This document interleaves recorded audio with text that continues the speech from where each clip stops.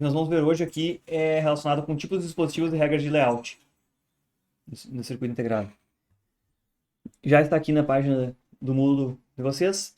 E essas regras de projeto, eu achei uma definição interessante que são o contrato entre o designer, o projetista, e o engenheiro do processo, que é a pessoa lá da fábrica que faz, de fato, a execução dos processos lá, daquelas passos de litografia, de fusões, metalização, etching, de implantação iônica, todos aqueles passos lá. Então, quem está projetando um circuito, ele quer saber da parte elétrica, ele quer saber dos componentes, que somos nós, projetistas, designers. A gente quer olhar na folha de dados, que a gente já olhou aqui, e dizer, olha, eu quero fabricar um transistor de 5 volts, eu quero que ele tenha tal característica conforme está na folha de dados aqui, eu quero que ele funcione dessa forma. Não me importa o que tem embaixo disso aqui. Como é que tu vai fazer? Te vira. E quem realiza o processo tem que garantir que todos os circuitos que foram fabricados, aquele componente ali vai ter um comportamento parecido. Um transistor de 5 volts, ele vai ter tal tensão de threshold, ele vai ter tal capacidade de corrente. Não quero ter que... Quem está projetando do nosso lado aqui não quer correr o risco de que eu projetei um transistor tipo NMOS e na hora de fabricar ele não vai atingir a capacidade de corrente que eu tenho ou vai ter uma tensão de threshold tão alta que eu não vou conseguir ligar ele. Eu quero ter essa certeza. E o cara que está do outro lado lá, que vai executar os passo a passo na fábrica lá, ele vai tentar o máximo possível que esse processo seja replicável e todas as vezes que ele executar o processo seja fiel a esses parâmetros de qualidade. Para que seja fiel, a gente tem uma série de regras geométricas, ou design rules, regras de projeto, de geometrias do desenho que a gente vai fabricar, vai fornecer para ele. E esse desenho, que a gente já começou a ver lá nas etapas do processo, ele só tem a liberdade em 2 dimensões. Muita atenção para essa informação, vai cair na atividade avaliativa, não é brincadeira. Ele só tem informação em 2 dimensões, que é a gente consegue determinar as larguras e os comprimentos das geometrias diversas. A gente não consegue controlar, do nosso ponto de vista de designer, a profundidade de uma difusão, a profundidade de um posto tipo N, dopagem, a altura do gate em polissilício ou a espessura do isolamento que tem embaixo do gate. Isso não é conosco. A gente só consegue controlar olhando na vista superior, largura e comprimento de cada uma das coisas que é desenhada aqui em cima, cada uma das geometrias. Uma dica importante. Essas regras do projeto, então, que são fornecidas pelo fabricante, similar ao que a gente vê lá no projeto de PCB. Regras de projeto, dimensões mínimas para garantir que uma trilha vai ser fabricada, tudo isso. Esse tipo de regra é convencionado, então, não estava explícito naquele livro de tecnologia quando a gente olhou ele, mas a gente pode procurar aqui e tem algum lugar que tem regras básicas de construção aqui. Basic Design Rules. Nessa tecnologia que nós estudamos. E as únicas regras básicas aqui são que a largura mínima de uma determinada região que vai ser construída, vamos dizer, N-well, polissilício, que é aquele metal feito gate, metais, metal 1, metal 2, 3, metal de alta tensão, e uma largura mínima, 1,6 micrômetros, 3 micrômetros, com um outro tipo de metal. A gente vai ver que tem coisas menores, tipo o tamanho do gate do transistor é 0,35 micrômetros, é bem pequeno, que é por acaso também relacionado com a tecnologia, 350 nanômetros. E o espaçamento entre diferentes geometrias construídas em cada camada também tem uma regra diferente. Espaçamento de 1 micrômetro entre 2 geometrias construídas na camada N-well, para garantir que elas estejam realmente isoladas e formem aquela junção PN conforme especificado. Espaço entre 2 gates 0,45, entre metais 0,45, o metal 1, o metal 2, 3, a distância maior já, o metal ultra high voltage é 2,5 micrômetros, que é bastante mais isolação entre eles. A gente pode até falar disso aqui, como se fosse para garantir a isolação entre eles, lá em PCB, né? Aí em PCB a gente dizia, olha, para garantir a isolação tem que se separar em tantas trilhas.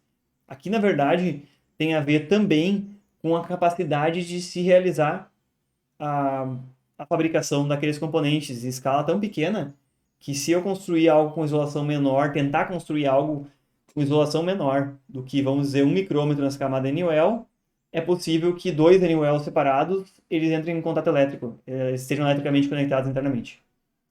Então não é confiável tentar construir algo violando essas regras de projeto. Por que fala em Basic Design Rules? Essas aqui são as mais importantes que conseguem nos ajudar a estimar os tamanhos dos dispositivos que a gente vai construir, mas existem dezenas mais de regras que têm que ser respeitadas, inclusive sobre densidade de cada região que tem que ser construída, sobre posição de camadas, tem uma regra e outra também, mas essas aqui são as básicas. Essas regras, elas conseguem um equilíbrio, que é um equilíbrio sutil aí, entre o seguinte: desempenho. Olha, eu gostaria de construir coisas menores, geralmente, para serem mais rápidas e terem menor consumo de energia, menos parasitas. Melhor. Só que se eu construir coisas muito pequenas, e eu não tenho, as minhas máquinas não têm precisão suficiente para posicionar aquelas máscaras na hora de fazer as steppers lá, fazer as projeções de luz, ou daqui a pouco não é tão, um grau de pureza não é tão alto de algum químico utilizado aí que pode dar uma pequena variabilidade no tamanho das componentes na hora de fabricar, eu posso construir algo muito pequeno e gerar muitos erros durante o processo de fabricação e gerar curtos-circuitos entre duas camadas, o gate do transistor vai ficar incompleto, não vai ter condutividade elétrica, algo do tipo, e vai gerar muitos problemas. Então, se eu construir algo muito pequeno, geralmente eu vou estar mais sujeito a erros e vai cair o rendimento da fabricação. Vai ter mais problemas, o meu circuito vai ser inútil, não tem como fazer manutenção, não tem como trocar uma parte. Construído está construído. Por outro lado, se eu disser que as minhas regras são tão conservadoras, que os meus componentes são grandes demais, se eu disser que, não, nessa tecnologia eu poderia especificar na folha de dados, não, o NVL mínimo é 2.6 e o espaçamento é 2 micrômetros. Poderia. Vai ter menor chance de ter erro, porque o espaçamento é maior, muito pouca probabilidade de ter um curto-circuito entre dois, o tamanho dele é maior também, dificilmente vai ter uma região que ele vai ficar desconectado eletricamente por alguma pequena falha durante o processo de fabricação. Então, dispositivos maiores costumam dar menos problema de fabricação. Só que eles vão ter um desempenho menor também. Então, essas regras de projeto elas estão no equilíbrio de que o meu circuito, o meu sistema vai ter um desempenho alto e, ao mesmo tempo, não vai ter tantos problemas. Vai ter um rendimento alto na fabricação. Geralmente as listas aí tem a ver com larguras e espaçamentos. Então, minimal width e minimal spacing são as regras. Existem algumas camadas também que existem área mínima. Eu não poderia construir, por exemplo, a largura mínima vezes a largura mínima, um quadrado muito pequeno. Eu tenho que ter uma determinada área para construir certa geometria. Podem existir outras regras entre objetos nas mesmas camadas ou em camadas adjacentes, que talvez eu não possa construir uma via, que é uma conexão entre camadas, assim, ó, em cima de um determinado material,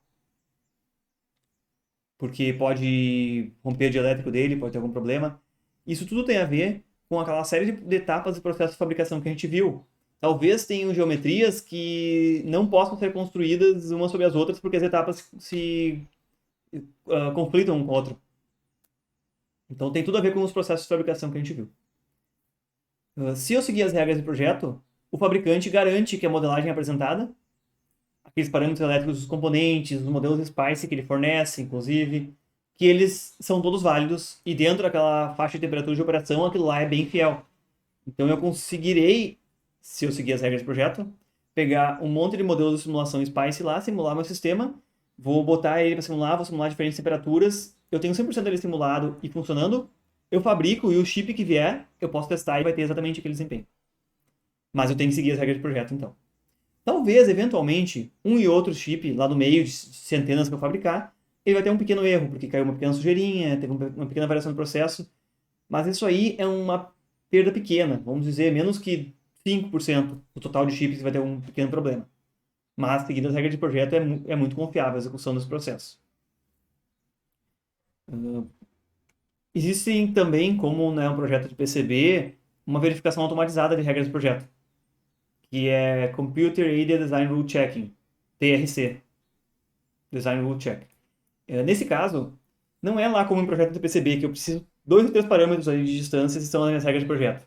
Nesse caso, como eu falei que tem dezenas de regras diferentes, essas daqui são só as básicas, que a gente deu uma olhada rapidinho, e existem dezenas de regras diferentes, o fabricante ele vai fornecer já um arquivo que descreve todas essas regras. ele escreve todas as camadas que ele consegue fabricar e todas as regras entre elas, de espaçamentos, tamanhos mínimos e tudo mais. E esse arquivo ele vai fornecendo os diversos formatos para os diferentes fabricantes de software que ele comporta. Se vocês lembrarem na aula passada, quando eu pedi para vocês olharem lá as características das tecnologias, o fabricante da Xfab dizia que ele era compatível com ferramentas da Cadence, Synopsys, Tanner e um quarto fabricante, não lembro qual era. Quer dizer, ele vai fornecer modelos Spice, regras de projeto, arquivos de regras de projeto, tudo isso para todos aqueles fabricantes, compatível com todos aqueles softwares. E muito provavelmente você não vai conseguir usar em outro software essas regras de projeto que ele fornece. Como são expressadas essas regras de projeto? Em geral, elas são em função de uma variável lambda. Esse símbolozinho aqui, lambda. Isso é letra grega? Não lembro exatamente qual alfabeto pertence. Mas que costuma ser a metade da menor dimensão. Então, numa tecnologia que tem 350 nanômetros, a menor dimensão, lambda é metade disso. Seria em torno de 175 nanômetros. Mas se a gente observar nesse diagrama aqui embaixo, que expressa algumas regras de projeto genéricas, praticamente todas as dimensões são um múltiplo par de lambda. Então quer dizer que todas elas são praticamente um múltiplo daqueles 350 nanômetros, como na tecnologia que a gente olhou, ou 7 nanômetros, uma tecnologia de 7 nanômetros, ou 10 nanômetros, uma de 10 nanômetros. Praticamente todos eles são múltiplos aí. E aí a gente tem uma série de diferentes regras para observar, que eu já citei para vocês. O que seria o espaçamento entre metais? Espaçamento entre metais de 4 lambda. Pegando o exemplo da tecnologia que a gente está vendo já, corresponderia a 700 nanômetros entre duas camadas do metal 1. 4 lambda, duas geometrias do metal 2, garante isolação entre ele. E largura mínima, 4 lambda, também 700 nanômetros, ou 0,7 micrômetros. Entre duas difusões. Aqui não diz se é difusão tipo N ou tipo P, acredito que essa regra possa se aplicar para qualquer uma delas. Também é 4 lambda, 700 nanômetros a largura mínima de difusão e espaçamento entre difusões. Polissilício. Polissilício é o material no qual é composto o gate dos transistores, que é um silício que não é cristalino, que na verdade é um silício que foi depositado depois em cima. Se vocês lembrarem bem, um dos processos de fabricação é a oxidação da superfície, que cria uma camada fininha de óxido de silício aqui embaixo. E o óxido de silício é basicamente vidro isolante. A gente deposita um pouquinho de polissilício em cima para fazer o gate do transistor, que é uma camada razoavelmente condutiva. Por que eu falei que o polissilício é tão mais crítico? Se vocês observarem, o espaçamento é menor e também a largura dele é menor. Tanto que a largura dele é 2 vezes lambda, 2 vezes a metade da menor dimensão, ou seja, é a menor dimensão que tem. E seria 350 nanômetros na tecnologia do nosso exemplo, que a gente usou até agora. Por que é tão mais crítico isso aqui? Por que ninguém está nem aí por tamanho de difusão, metal, não está tão preocupado, mas é mais crítico o gate?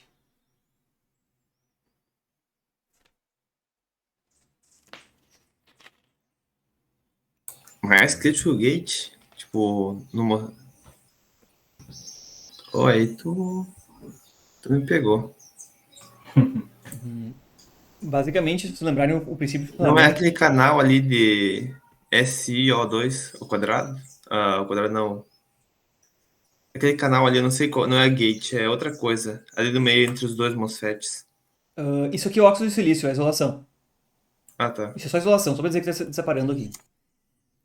Mas olha só, o gate é a região ativa do transistor onde ele vai acumular carga aqui embaixo. Tu vai aplicar uma tensão no gate, uma tensão positiva no NMOS, por exemplo, e vai acumular uma carga em relação ao substrato P aqui. E aí vai fazer ele conduzir.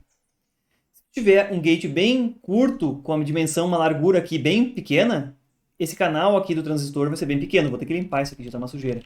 Esse canal aqui vai ser bem pequeno, se essa largura for bem pequena. A gente está olhando uma vista superior e uma vista em corte do mesma parte. Então, diminuindo o tamanho desse canal, ele vai conseguir ligar com uma tensão menor, ele vai ter uma menor resistência em condução também, que é uma característica interessante para muitas coisas. E a gente vai ver, quando a gente entrar em parte de circuitos digitais, que a implementação de portas lógicas, muitas vezes ela usa vários gates, um do lado do outro.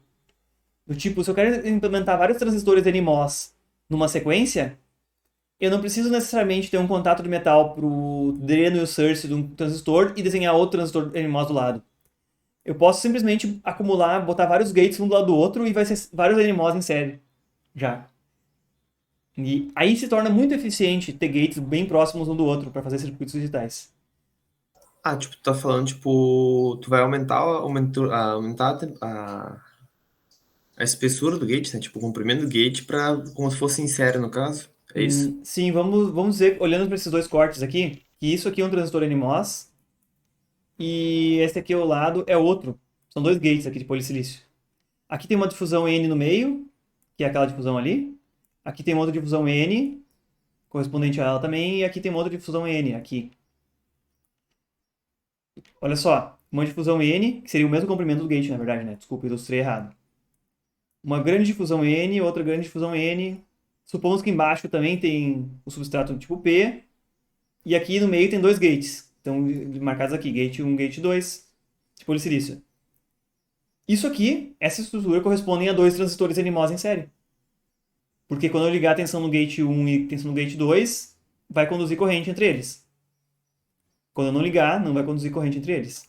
Ah, tá, entendi. Tipo, tu vai botar mais um pino ali no caso, tipo, mais um pino com N mais lá embaixo, vai fazer mais um gate, tipo, como se fosse 3 pinos para 2 gates, exato? Isso aí. E na verdade, o pino do meio nem precisa existir. Se eu simplesmente cortar fora e não ter conectividade no meio, que seria, quando eu tenho dois transistores NMOS, eu estou tendo o circuito equivalente do lado. Seria como se fosse isso daqui, essa estrutura que eu estou ilustrando, né? Eu nem precisaria ter um pino elétrico aqui, um contato elétrico aqui no meio. Eu posso construir diretamente um source, o componente que seria dreno e source do próximo transistor. Ele não precisa existir contato elétrico se os dois transistores estão em série. Eu faço simplesmente um source, dois gates e um dreno. E viro dois transistores em série.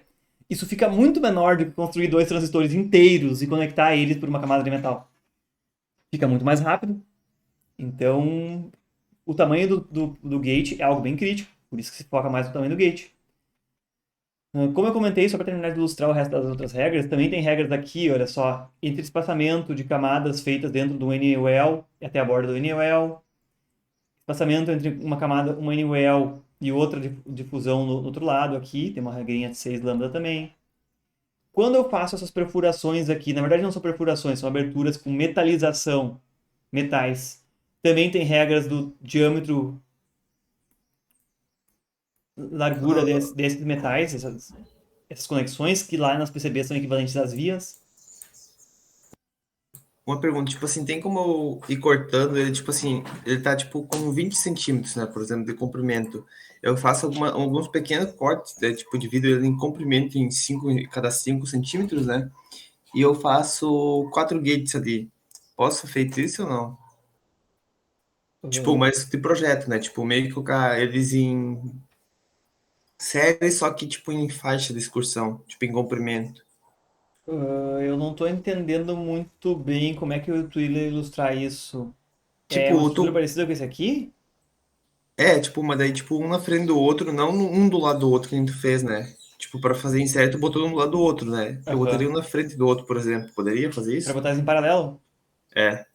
Sim, mas aí não tem essa vantagem de botar os vários gates aí. Aí vai ter que Não, exato. ter gate com comprimento total e difusões dos dois lados com comprimento total também. Aí não é Entendi. tão direto isso. Talvez tenha uma forma de botar dois próximos e a gente vai ver quando a gente for ver os desenhos dos transistores. Inclusive tem aqui uma porta lógica inteira para mostrar para vocês depois como é que é a construção dela. Estou com dificuldade em achar o software que eu deixei aberto já carregado aqui. Ó. Ué, cadê o meu software aqui? Aqui. Eu vou mostrar para vocês depois como é que é feito, olhar como é feito alguns componentes aqui, como são montados. E dá para ver as diversas camadas. Por exemplo, aqui.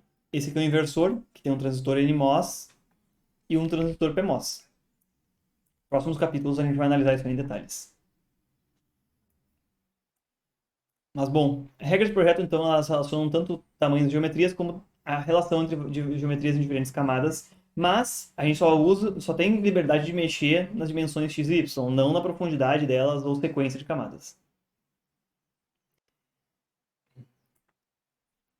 Ocorre algo chamado variabilidade de parâmetros entre as diversas rodadas de fabricação E também as rodadas de fabricação, que são diferentes wafers sendo fabricados, né? Então, uma pequena variação de parâmetros entre um wafer e outro. Também existe variação nos parâmetros dos componentes no mesmo wafer, dependendo da posição. Vocês lembram que na aula anterior eu comentei sobre o processo de fabricação, que o desempenho dos componentes fabricados na borda ele era um pouquinho diferente dos fabricados no centro? Porque durante o processo, às vezes, a densidade de algum dopante era um pouquinho levemente diferente no meio que era na borda. Durante o etching lá, podia ser mais atingida a parte do meio e remover um pouquinho mais de material do que na borda, ou vice-versa. Então, existe variabilidade de parâmetros. Se eu mandar fabricar 10 wafers diferentes, cada wafer pode vir com uma pequena variação, que seja 1 mV de variação no threshold dos transistores, mas vai existir uma variação entre diversas rodadas de fabricação. Também dentro do próprio wafer tem diferenças. E se eu quero fabricar os dispositivos mais parecidos possíveis, eu tenho que fabricar eles próximos e no mesmo wafer. Em geral, quando a gente usa amplificadores, a gente vai ver em amplificadores operacionais, principalmente, existem dois transistores lá dentro do amplificador que eles têm que ser muito bem casados para que não haja um offset na entrada. Ou seja, mesmo que a entrada esteja em 0 volts, a saída tem uma coisa diferente de 0 volts. Isso seria um offset sistemático. Por isso a gente quer fabricar os componentes mais parecidos possíveis. E também em vários sistemas, viram lá já em eletrônica básica, muitas vezes a relação entre dois resistores é o que dá o ganho no sistema. Não é o valor absoluto das resistências, mas a relação entre elas. Então, quando eu quero fazer elementos com parâmetros bem iguais, eu tenho que fabricar eles próximos. A causa dessa variabilidade. Pequena variação em pureza dos componentes, da espessura do óxido que foi criada, óxido de silício, isolante aquele, pode causar óxido de silício e que passou por oxidação diferentes wafers, pode criar um óxido de silício mais grosso ou mais fino, gerando capacitâncias diferentes. A profundidade que as difusões foram feitas, quanto penetrou aquelas dopantes lá no silício, também vão mudar levemente as características. Variações geométricas. Um pequeno desalinhamento na hora de projetar a luz em cima do wafer pode fazer com que o W e o L dos transistores não seja exatamente aquele projetado. Daqui a pouco o L varia 5% e o W, que é a largura e o comprimento das geometrias, varia um pouquinho, 5% para um lado, 5% para o outro, e muda a característica do componente. E aí tudo vai ser impactado. Essa variação geométrica, essa variação de espessura do óxido, impureza ou profundidade de difusão. A resistência de folha dos materiais vai mudar. A resistência de folha que a gente viu na folha de dados é a nominal. Mas entre diversas rodadas de fabricação ela pode ser levemente diferente. E o outro parâmetro também muito crítico é o threshold dos transistores, que é a tensão de limiar na qual o transistor liga. Então existem estruturas e formas de projetar eles para que o threshold de diversos componentes seja o mais parecido possível, para que realmente replique aquilo que eu estou vendo na simulação. Essa variação paramétrica, ela também é prevista em modelos matemáticos. Se vocês tiverem disciplina de estatística, ou vão ter ainda, uma forma de representar uma variação paramétrica, e quando são muitas variáveis envolvidas, é se usar o desvio padrão para representar isso. Que quer dizer, por meio do desvio padrão, eu consigo afirmar que tantos por cento dos meus dispositivos vão ter, vamos dizer, a resistência de folha lá, se fosse o parâmetro. Se a resistência de folha é 100, e eu digo que o desvio padrão é 2, eu consigo dizer que tantos por cento dos meus componentes fabricados vão estar entre 96 e 104 ohms a resistência de folha. Se o desvio padrão for 10, a mesma porcentagem de componentes vai estar entre 120 e 80 ohms a resistência de folha. Então, o desvio padrão é a forma de representar e dizer quanto aquele parâmetro varia entre uma fabricação e outra, e entre um dispositivo e outro dentro do próprio wafer. Por isso também, para representar essa grande variabilidade de parâmetros que é resultado de muitas variáveis simultaneamente, temperatura que foi processado, densidade de dopantes, profundidade das difusões, diversos outros parâmetros aí, são centenas de parâmetros envolvidos. Não adianta eu querer dizer a influência de cada parâmetro. É melhor fabricar um monte de wafers e tirar estatísticas disso, dizer qual é o desvio padrão, mas também são fornecidos modelos com características slow, nominal e fast. O dispositivo ou os modelos de SPICE fornecidos na característica slow, eles vão ter maiores capacitâncias, menores mobilidades de componentes dentro dos eletrônicos, maiores resistências, que vão resultar, num ponto de vista geral, em sistemas mais lentos. O nominal são aquele que os modelos SPICE modelam exatamente a média de tudo. Olha, eu fabriquei 1000 wafers. A resistitividade de folha foi 101,2 ohms. Esse nominal vai ter a característica média geral de todo mundo. E o FAST vai ser um modelo SPICE para simulação. No outro caso extremo, em que as capacitâncias parasitas eram menores, a mobilidade dos transistores é maior, já falei as capacitâncias parasitas menores também, thresholds de transistores menores e resistência de folha menor, que vai resultar em sistemas levemente mais rápidos. Por isso, o dispositivo Slow, o nominal é FAST. Então, são fornecidos tanto informações de qual a variabilidade desses parâmetros, como também modelos SPICE para permitir eu simular o caso normal, que é onde eu projeto, e geralmente eu testo ele com o modelo Slow e o modelo FAST para ver quanto vai variar de um para o outro, assim, em casos extremos de variação paramétrica. Essas simulações, como existe tanto variação sistemática, assim, ó, os thresholds dos transistores vão para cima, vão para baixo, resistência de folha vão para cima, vão para baixo, tudo junto, como também existe descasamento entre os componentes do mesmo sistema. Eu peguei um exemplo de um circuito ridiculamente simples, que é um oscilador.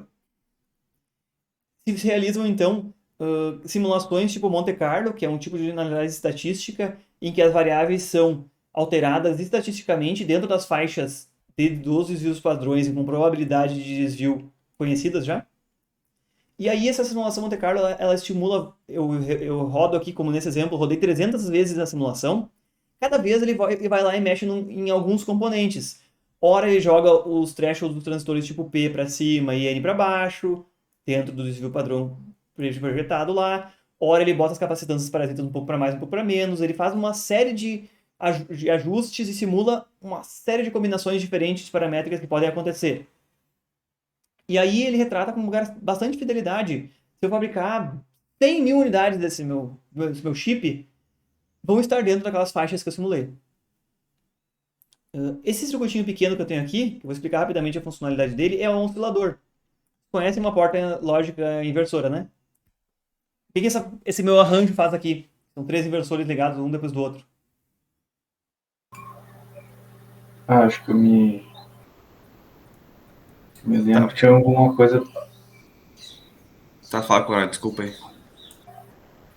Quê? Não, pode falar, desculpa. Eu ia falar, mas tinha Ele começado. elimina o ruído, eu acho, não lembro direito. Não é bem esse o objetivo. São 3 portas lógicas inversoras, uma na sequência da outra. Observem bem as condições de operação. Se botar 0 na entrada, a primeira inversora resulta em 1. A segunda inversora resulta em 0. A terceira inversora resulta em 1. E eu realimento a segunda entrada. Aí vai para 1 a entrada. Resulta em 0, resulta em 1, resulta em 0. Realimento 0 na entrada. Oscilador? Perfeito, é um oscilador. Ela vai ficar oscilando para sempre.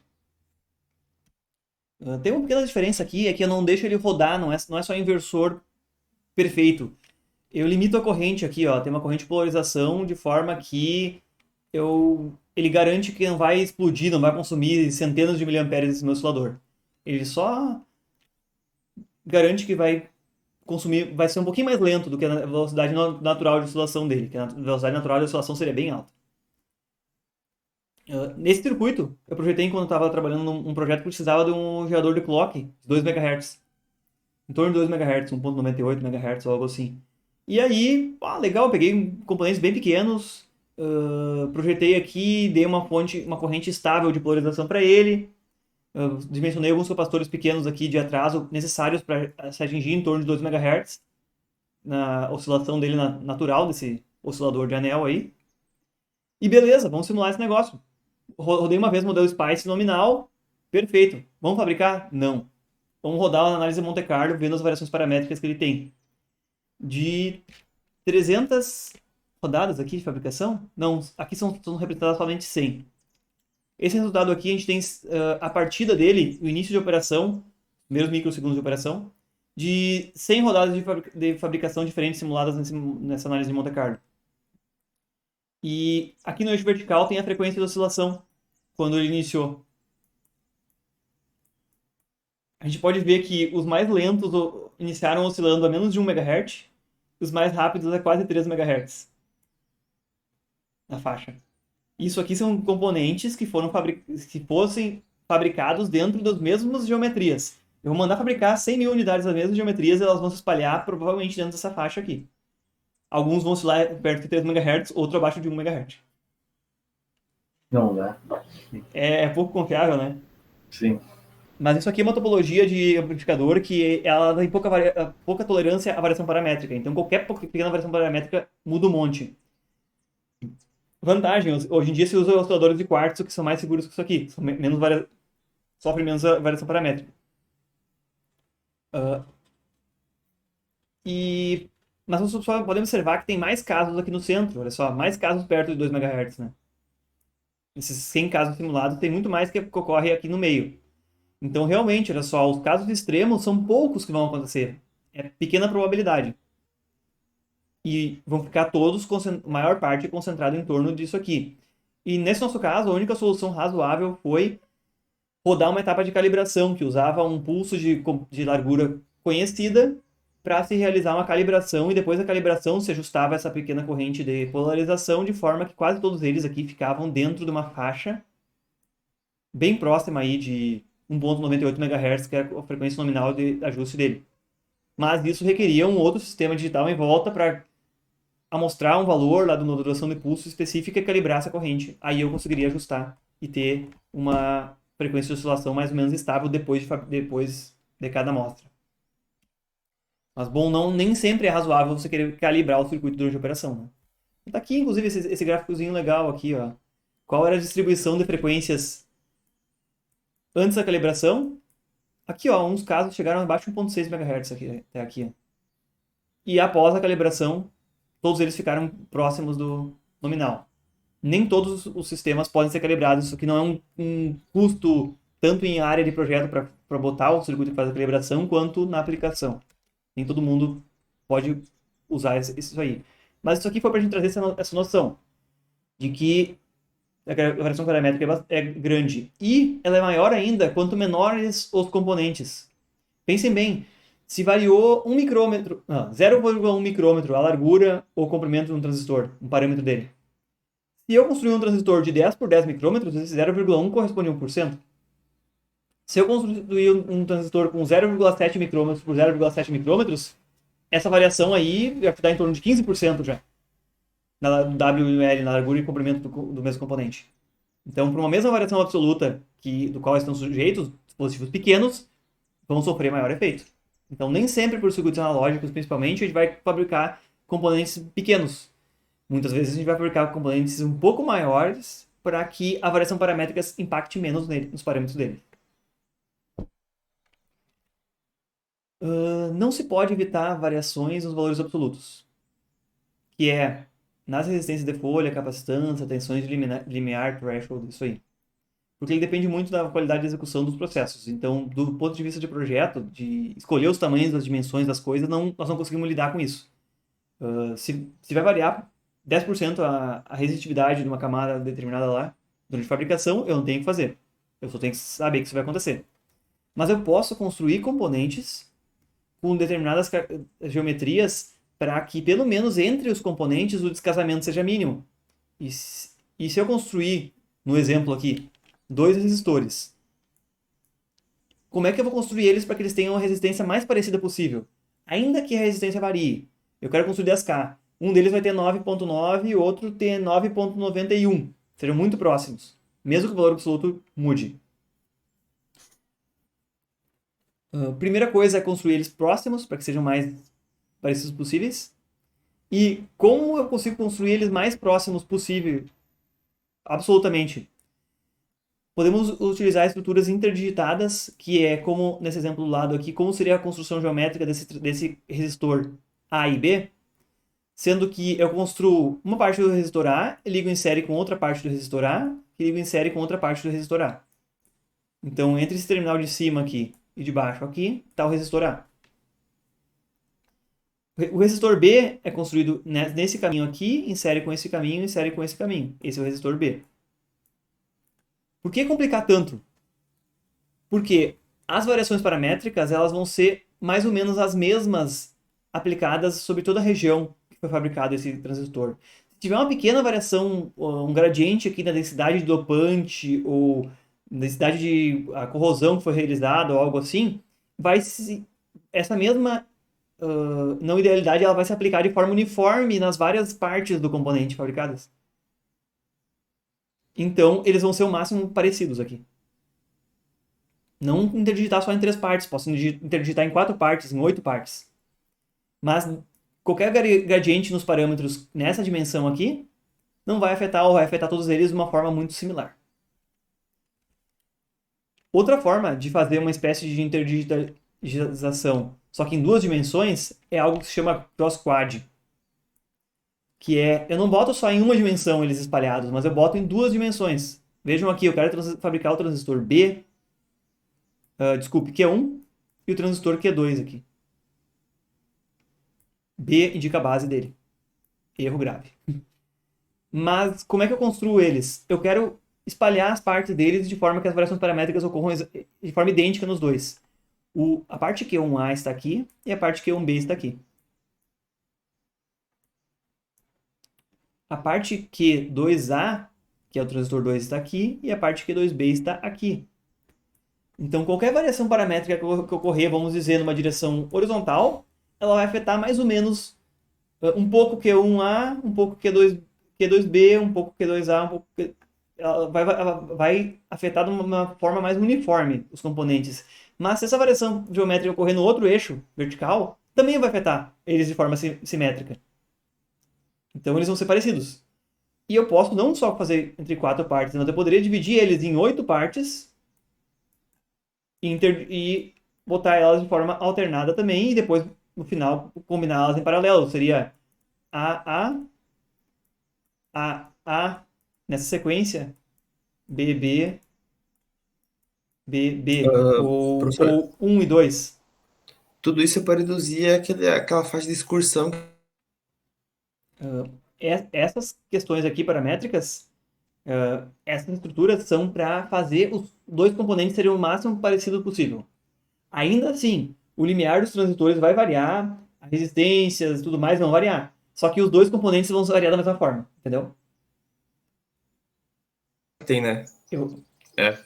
O valor Eu absoluto. dei uma leve caída aqui, desculpa. Tá, não, entendi. É que faixa de excursão é tipo essa variação delas, realmente. Sim, entendi.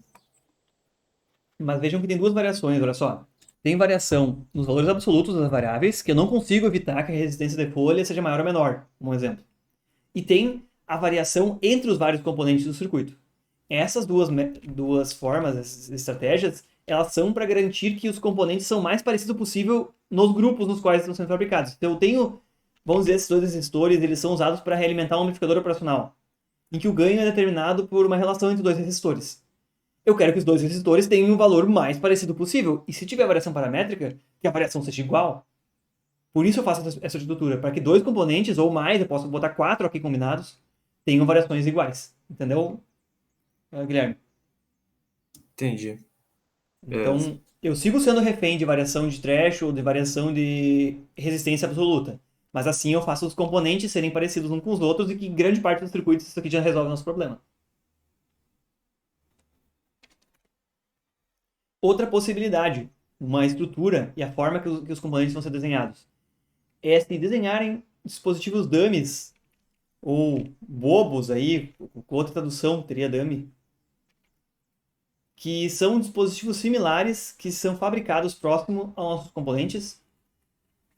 E se a gente olhar aqui no exemplo, a gente tem partes de um resistor, se eu não estou enganado aqui, parte 1, 2, ligado em série com 1, olha só, ligado em série com o próximo 1, ligado em série com o próximo 1. É como se fosse um resistor fabricado com uma estrutura cross-quad ou interdigitado em 2 dimensões. O outro resistor 2 está aqui, parte 2, 2, 2, 2. Só que tem um pequeno detalhe aqui. Imaginem que eu fui fazer a fabricação e aqui próximo desse resistor 1 de cima, eu botei um N-well bem grande. Esse aqui de baixo não tem N-well, aqui não tem nada, tem uma parte não dopada. Aqui em cima eu botei, sei lá, fabriquei uma camada um transistor NMOS aqui do lado, bem grudado nele. Então tem uma difusão N+, aqui, tem outra difusão N+, tem um tanto de polisilício que foi depositado aqui em cima. Então o que vai acontecer? Durante o processo de fabricação, aquelas várias camadas de aplicação de dispositivo, substância fotorresistente que vai ser revelada, vai ser exposta, vai ser feita difusões e tudo mais. Principalmente as difusões aqui, ó, elas vão levemente afetar essa região próxima aqui também, porque as difusões não têm uma profundidade de penetração 100% controlada. Esse N-well também é um tipo de difusão N. Ela também vai afetar levemente esses componentes fabricados aqui próximo. E ainda que tenha montado essas estruturas, várias partes do resistor 1 e 2 aí, não adianta eu próximo disso fabricar coisas estranhas e que vão gerar leves desbalanços na hora que forem fabricadas próximas dos componentes, geometricamente. Por exemplo, essas duas partes aqui de baixo do resistor 2 não vão ser afetadas por nenhum tipo de difusão. E essas duas partes de cima do resistor 1 vão ser afetadas porque tem um N-well aqui e porque tem difusões no transistor aqui desse lado. Então, para tornar os dispositivos mais parecidos ainda, é comum isso aí, é que se fabricar dispositivos dummies próximo aqui. Dummy também é a forma que se chama aqueles manequins de teste, lá, utilizado em teste, que é algo bobo, que não tem muita função, só representar algo.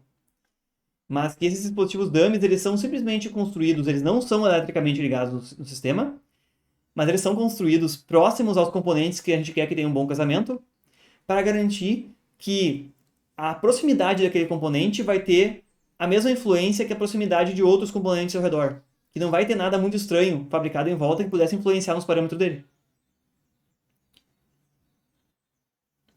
E nesse caso aqui, esses dummies foram construídos aqui para que, olha, muito próximo a essa parte do resistor 1, vai ter uma outra parte que inclusive é um pedaço de resistor fabricado aqui. E próximo desse 2 também tem uma parte de resistor. Próximo desse 1 também tem uma parte de resistor fabricado. E próximo desse 2 também tem uma parte de resistor fabricado.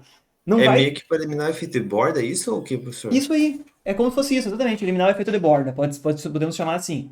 E na vizinhança com outros componentes, ele teria um pequeno efeito aí, indesejado, né? Tanto Que loucura. por alguma difusão que passou, quanto como capacitâncias parasitas também poderiam ser assimétricas um componente e outro. Assim fica tudo muito simétrico e realmente os dois componentes fabricados vão ser muito parecidos. Pelo motivo de que eles estão interdigitados, então um gradiente em qualquer parâmetro na fabricação vai afetar os dois da mesma forma, em qualquer uma das duas dimensões. Também a vizinhança, ou esse efeito de borda que tu chamou, vai ser similar em todos eles. Então assim, o resistor R1 e R2 vão ter a mesma resistência, muito parecida.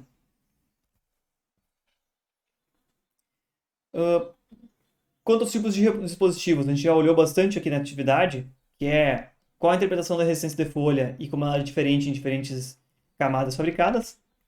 Se a gente for observar, inclusive, as camadas de metal são bastante baixas a resistência de folha, que faz sentido, e resistores fabricados em outras camadas têm resistência de folha mais altas. Lembre-se de uma coisa importante. Vias, que são os contatos entre as diversas camadas fabricadas, voltamos lá em cima, observando aqui na visão superior ela um contatinho aqui, assim como uma via do PCB, né? E no corte são essas metalizações ligando as camadas aqui verticalmente. Elas também têm uma certa resistência, porque afinal elas são estruturas microscópicas, elas têm uma fração de micrômetro por uma fração de micrômetro seção delas. Então elas também têm uma resistência significante, então é comum na interconexão entre sinais se utilizar às vezes dezenas de vias em paralelo, para se reduzir a resistência daquela interconexão entre duas camadas em dois metais, por exemplo, entre um metal e um gate. É comum reduzir a resistência dessas partes botando várias vias em paralelo, como matrizes de vias, como a gente vê aqui, 16 vias para fazer a interconexão entre dois metais. Então é por isso que em muitas placas tem tipo one que não tem nada colocado, tem um monte de vias colocadas, então tipo, parece que a placa levou uma perfuração ali que não devia ter, mas então é para reduzir a resistência entre elas. Sim, em placas de circuito impresso, muitas vezes é para reduzir a resistência de interconectividade entre duas camadas. Aqui é mais crítico porque essas vias são muito pequenas, né? As dimensões são muito pequenas, então qualquer resistitividade menor que seja desse material tem alguns ohms aí, de 2 a 20 ohms até, cada via vai ter. Construção dos diodos é o dispositivo mais simples que tem, que é aquele, tem uma camada tipo P e uma camada tipo N, pronto. Tipo, N é o catodo do diodo, e vão existir dezenas de dispositivos diferentes, diodos, tipo, entre todos esses dispositivos, como eu mostrei para vocês antes até, parasitas aqui dentro. Entre o N e o P tem um diodo parasita, entre o P aqui de baixo e o N tem um diodo parasita, aqui entre o P e o N também tem um diodo parasita. Então tem diversas junções PN parasitas. A gente tem que tomar cuidados para evitar polarizar diretamente esses dispositivos aí. Essa é uma junção simples. Detalhe, eu quero um dispositivo de potência, eu quero ter uma menor perda em condução e uma menor resistividade depois de conduzir, eu posso fabricar ele muito grande, com uma grande área de junção, diminui, não diminui o threshold, mas diminui a resistência em condução depois. Transistores tipo N, outro tipo de dispositivo que a gente pode fabricar, vocês já estão carecas de ver esse daqui, porque a gente já viu na aula anterior como são as etapas de fabricação dele, vocês já estão carecas de ver esses difusores tipo N aqui. Aqui tem ó, os parasitas desenhados até aqui embaixo, ó, um diodinho ali, o parasita desenhado. Existe uma pequena isolação aqui, que geralmente é óxido de silício e polissilício, que é uma camada mais condutiva, que forma o gate dele. Entre o gate e o substrato vai se acumular as cargas que vão formar um canal aqui embaixo, permitindo passar corrente elétrica. Transistores tipo P, eles têm que ser construídos sobre uma camada levemente N, para que se formem diodos aqui, para que se formem esses diodos aqui e evitem que a corrente do source flua diretamente para o substrato. Para isso, como a maior parte do wafer geralmente é levemente dopado tipo P, a gente tem que construir um posto tipo N aqui embaixo desse transistor P. Então, primeiro se dopa um pouco N, depois se fazem novamente as difusões P em cima que vão dar a característica dele. No transistor tipo P, o source e o substrato geralmente estão ligados no maior potencial do circuito. Por isso vocês vão ver geralmente os transistores tipo P em cima no esquemático, que é o potencial mais alto em geral no esquemático, e os N embaixo. Nós já vimos também que existem dispositivos MOS isolados. Esse aqui é exatamente a mesma ilustração que a gente viu no arquivo da tecnologia aqui, que é os dispositivos para serem isolados vão ser criados postos adicionais embaixo, para que por postos adicionais existam mais diodos aqui que vão ficar reversamente polarizados. Esse aqui, a gente quer reversamente polarizado para o N, por exemplo, além do próprio diodo que já existe implicitamente nele. Então, isso aumenta a capacidade de isolação dele, permite que eu mude a tensão do substrato, por isso mesmo existe um terminal a mais aqui. Mas exige uma área maior para fabricar, porque eu preciso ter toda essa área extra aqui para fazer esse posto N adicional, essa área extra para esse posto P adicional aqui. Então, esse transistor fica maior. Mas pode ter, inclusive, vantagens dinâmicas por não estar acoplado diretamente no substrato, as capacitâncias parasitas têm um efeito reduzido.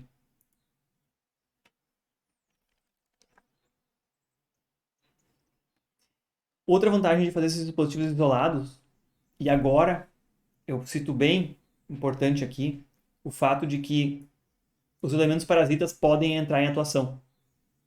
Isso é muito ruim.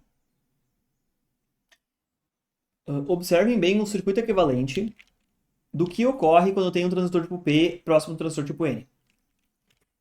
Se a gente observar a junção, transistor tipo P, junção P, N, P.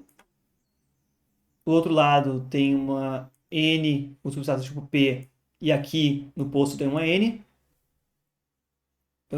Entre esse terminal aqui, o qual está conectado ao VDD, tem uma pequena resistência do próprio posto ali, né? Lembra que o posto Honeywell tem uma das maiores resistividades de folha? Então, se ele estiver próximo, tem uma pequena resistênciazinha aqui. O próprio substrato tem uma pequena resistência também, que seria pequena. Mas eu vou formar esse circuito equivalente. E esse circuito equivalente tem um efeito de latch, que significa, se ele entrar numa certa condição, ele se realimenta naquela condição. E aí o troço fica punk. Sugiro para vocês, vamos simular isso aqui como se não estivesse na condução. A corrente é igual a zero inicialmente. Corrente igual a zero nesse transistor. Se a corrente é igual a zero, essa tensão aqui tem que estar praticamente VDD, né? Não tem que ter tensão de coletor, base emissor aqui. Se não tem corrente nenhuma fluindo aqui, não tem a queda de tensão aqui é praticamente zero também, esse resistor. Então, praticamente, isso aqui também está ligado em zero. 0 volts, não tem corrente fluindo na base, não tem corrente sendo drenada daqui, garante essa condição de cima, de que ele realmente tem 0 volts aqui. Então, enquanto os transistores estiverem desligados, os dois, eles se mantêm desligados, se realimentam nessa condição. E esses transistores são os transistores parasitas, cuidado. São os transistores indesejados, mas que existem implicitamente nessa estrutura. Esse aqui é o tipo NP, esse tipo NPN. São os transistores parasitas que eu estou falando. Toda vez que eu fabricar um transistor NMOS e um PMOS próximos, vão ter esse circuito equivalente por parasitas. Agora, considerem uma situação na qual a tensão nesse nó aqui não é mais VDD, mas tem uma pequena diferença aí. Vamos dizer, 1 volt. Um evento fez com que surgisse 1 volt aqui, não importa como. Esse transistor tipo P vai entrar em condução, porque tem uma diferença de potencial aqui na base dele. Vai fornecer corrente aqui e vai ter uma queda de tensão, pela lei de Ohm, em cima dessa pequena resistitividade do poço, POL. Tendo uma pequena tensão, próximo de 0 volts, esse transistor de baixo também entra em condução. Então aqui a corrente vai ficar maior que zero, aqui a corrente vai ficar maior que zero. Como tem corrente sendo drenada por esse transistor de baixo, opa, tem uma queda de tensão no resistor de cima. Então ele pode continuar realimentando e gerando essa tensão aqui menor que VDD, nesse ponto. Por o transistor de baixo estar ligado, que também faz o de cima permanecer ativo. Então, se eu estiver numa condição na qual não tem corrente conduzindo em nenhum dos dois transistores, eles realimentam a condição e ninguém conduz. Se eu entrar numa condição em que tem corrente conduzindo num deles, os dois vão se realimentar e vai ter corrente conduzida nos dois. E esse é o efeito do latch-up. Se ocorrer de entrar nessa condição de latch-up, como isso aqui são elementos parasitas, eu não tenho como botar uma coisa que interrompa aqui no meio do caminho, ele vai permanecer no latch-up até eu remover a alimentação e ligar a alimentação de novo. Vocês podem imaginar que isso aqui é destrutivo, completamente destrutivo. Provavelmente vai entrar no latch-up uma vez só. Você não vai ter condições de ligar o circuito de novo, ele vai drenar uma corrente tão grande que ele vai sobreaquecer. Então, os elementos parasitas entrarem em condução, vocês entenderam? Não é os elementos principais, não é o PMOS e o NMOS que estão conduzindo. São os elementos parasitas formados pelas diferentes camadas alternadas aí na estrutura deles. Para não ser feliz, isso aqui, um transistor PMOS e NMOS é a base dos circuitos digitais e eles são montados muito próximos uns dos outros. Toda porta lógica tem 4, 8, 10, 16, 20 transistores PMOS e NMOS um do lado do outro. Então a preocupação com esse efeito dos elementos parasitas é bastante grande. Consegue minimizar essa probabilidade sempre tendo o source bem ligado ao substrato do P na alimentação positiva, reduzindo essa resistência pequena aqui, e também reduzindo essa resistência aqui por meio de interconexão do substrato P ao potencial de ground na maior parte do circuito possível. Problema que a gente não encontra quando a gente usa elementos discretos, né? Se eu comprar um transistor NMOS e um PMOS separado e soldar ele numa placa, não acontece isso aqui. A gente vai ver mais em detalhes a questão de comportamentos e parâmetros dos transistores W e L nas próximas aulas. A gente não precisa avançar nesse conteúdo aqui, ok?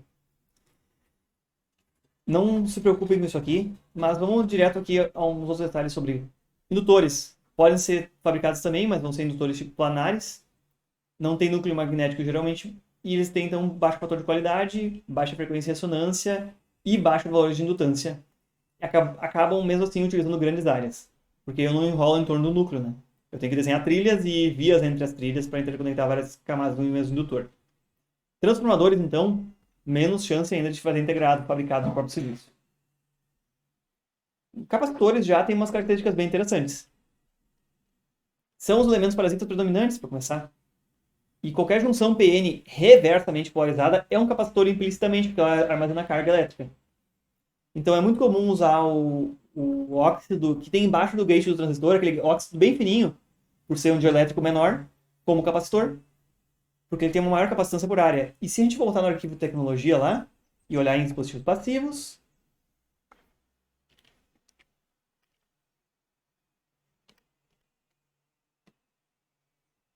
capacitores, uma das camadas utilizadas é exatamente o polissilício, que é o material do gate, para que se alcance maior capacitância por unidade de área. Então, a capacitância por unidade de área entre duas camadas de metal, ela é menor em função da distância entre as duas camadas de metal, de isolação. E aquele material que tem embaixo do gate, ele tem uma espessura de elétrico menor. Também você pode usar, então, a camada metal-metal, uma menor capacitância por área. E a capacitância é basicamente constante, independente da tensão aplicada para a camada metal-metal. Essa é muito boa. Já para essa capacitância que usa uma junção PN, que vem bem ilustrada aqui, quando eu tenho uma capacitância, uma junção PN reversamente polarizada, que não está em condução, a capacitância depende da tensão aplicada. E aí complica um pouco a situação. Quer dizer, se eu aplicar uma tensão baixa, em torno de 0 volts, tem uma capacitância maior. Aqui esse exemplo de um determinado diodo chega a 70 picofarads. Se eu aumentar a tensão, diminui a capacitância. Isso aqui tem uma série de aplicações práticas.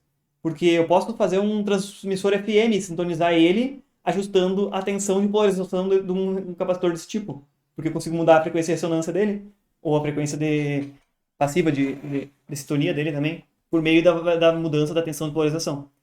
Por outro lado, quando eu quero uma capacitância mais baixa, eu preciso polarizar um determinado diodo com uma tensão maior para reduzir a capacitância parasita dele. Então tem aplicação prática, essa não linearidade da capacitância aí, de acordo com a tensão aplicada. E por último, todas essas considerações que a gente falou foram sobre dispositivos elétricos fabricados dentro do CI. Mas existem também dispositivos que são construídos só para terem espaço mecânico para interconexão elétrica.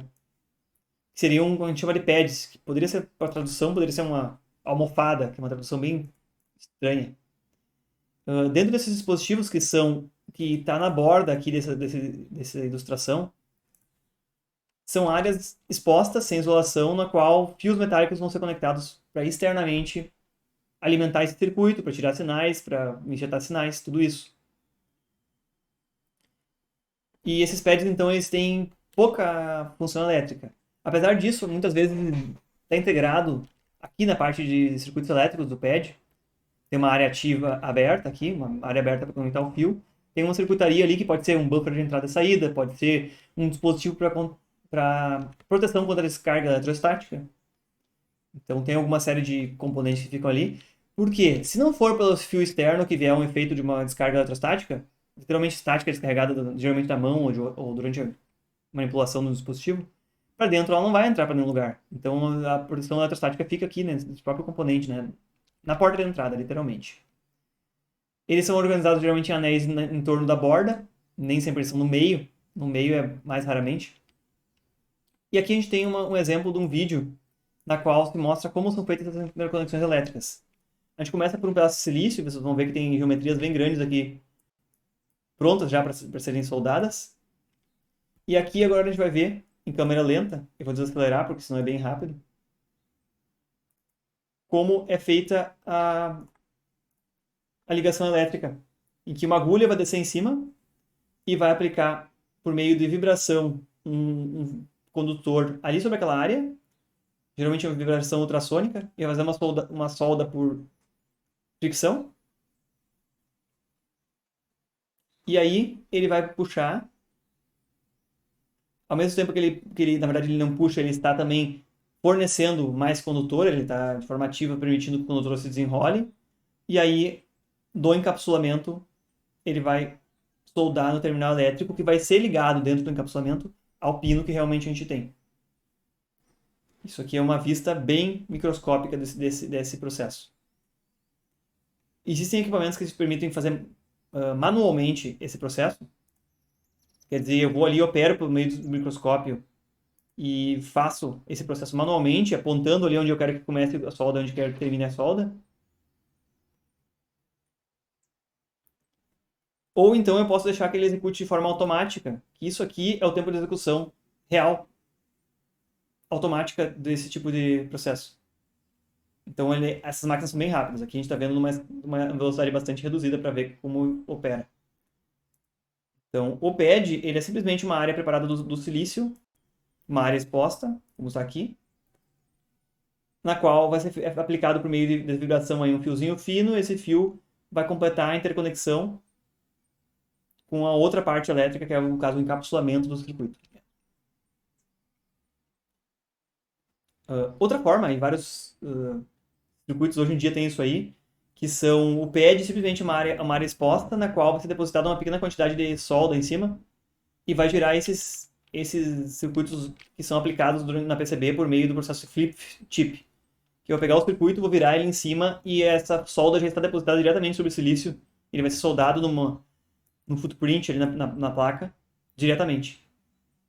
Então aqui eu não preciso ter aquele processo de soldagem por meio de fiozinho ali, eu simplesmente deixo exposto em cima do silício uma camada aqui, por exemplo, que tem cobre na camada superior. Nessa parte não é aplicada a isolação, que seria aquela última camada de óxido de silício, ela fica realmente exposta.